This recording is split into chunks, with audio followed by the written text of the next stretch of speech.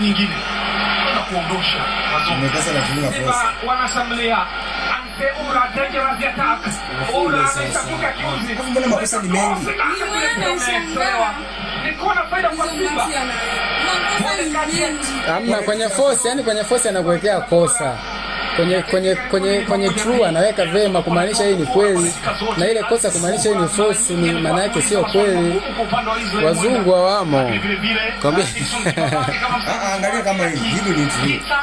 Lakini hapa ni kosa. Dakika hizi 83 unaweza kusema, unaweza kumrate kati ya miongoni wa nyota watatu ambao wanaweza kuwa man of the match. Ndio maana inajihesabu tu.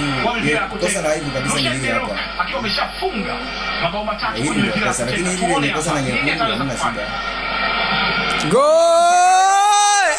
Kama wafanya Afananek. Rushenderiek. Dade. Wako wachache kwenye kushambulia, kuna mtu imekula pesa ile. Ni hatari kwa hesabu na tathmini yake, namna ambavyo amekuwa Yamba leo kimo chake kina faida, lakini umeona ameibia kwenye near post, walinzi wakiwa wanadhani atakuwa labda kwenye kundi kubwa la watu, anajaribu kukunja kichwa chake, lakini mpira unaenda kugonga chuma. Sasa hapa nawaza hata kuja au tunaokosa hapa kwa upande wa Yanga on each post. Dakika zikiwa 84, ngoma haina mwenyewe mpaka sasa, lakini sio ngoma ngapi? Moja nikalkuleta asilimia. Ura Ante Nuemba anapoteza. Okelo Shama anacheza, wanakwenda kurusha Simba. Rushenderiek Yanga Ismail Toure. umefanya wewe.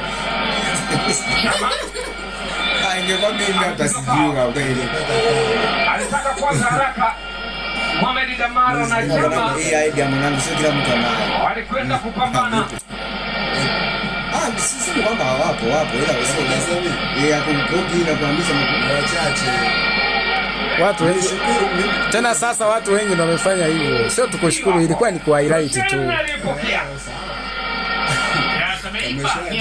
Mwanangu kama kana alama 20 hapa. Bao hilo mwanangu, lazima kama kana alama 10 hapa ni 9 tu. Yaani 9 lazima.